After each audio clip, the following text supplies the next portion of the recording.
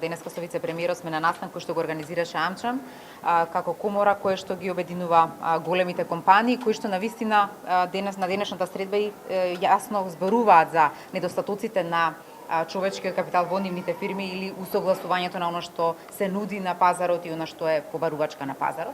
Сметам дека како влада во изминатите 2 години ја поставивме основата на адхок решение како да се усогласат понудата и побарувачката, а едно е оперативните мерки за вработување кои што ги напомена и вице-премиерот Ангјушев.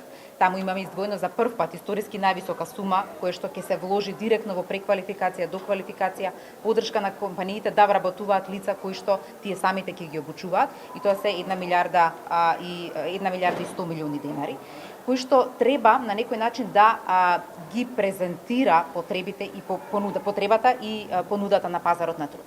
Но втората работа е тоа дека досега младите луѓе не веруваа многу во институциите, во агенцијата за вработување дека таа може да им најде работа.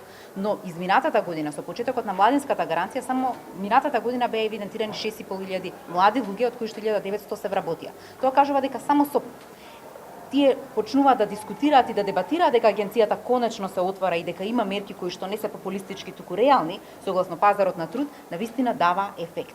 Ние како влада сме отворени да ги слушнеме и дополнителните потреби и предизвици кои што тие ги имаат и затоа изминатата година бизнис заедницата Струмица ќе морам да ја истакнам, се организира и побара од Министерството за труд, ве молиме да креирате вакви мерки само за тој регион. Се искреираа мерките, има одредена потреба од преквалификација на кадар и во првите 45 дена од објавување на мерката таа се реализираше. Тоа кажува дека навистина ако планирањето и програмирањето се спушти на локално ниво, навистина дава поголеми ефекти и тогаш бизнис заедницата верува дека мерките не се популизам, туку дека се навистина реални и ќе ги дадат ефектите во вработувањата во нивните компании.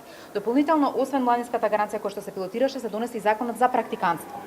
Овој закон за практиканство ги поттикнувам сите компании да го користат. Тој дава можност да тие да речеме вклучат 5 практиканти во нивната компанија, да си имаат договор за тоа, значи државниот инспекторат за труд нема да го гледа тој како спорен договор, туку е законски регулиран веќе и ќе може да од тие петорица да кажеме да одберат 20 најдобри кои што ќе ги обучат за нивната фирма. Но со тоа прават добро и за целото општество, затоа што другите тројца кои што ќе ги вратат на пазарот, така како слободна работна сила, се повработливи од тие што претходно не биле обучени. Навистина со тоа ќе си помогнат и секторски, ако не се вработат во нивната фирма, ќе се вработат во слична фирма, но секако прават одредена понуда. И тука е важно да помокните компании помогнат воопшто за подобра бизнис клима во нашата држава и за подобро оспособување на работниците во нашата држава. Благодарам.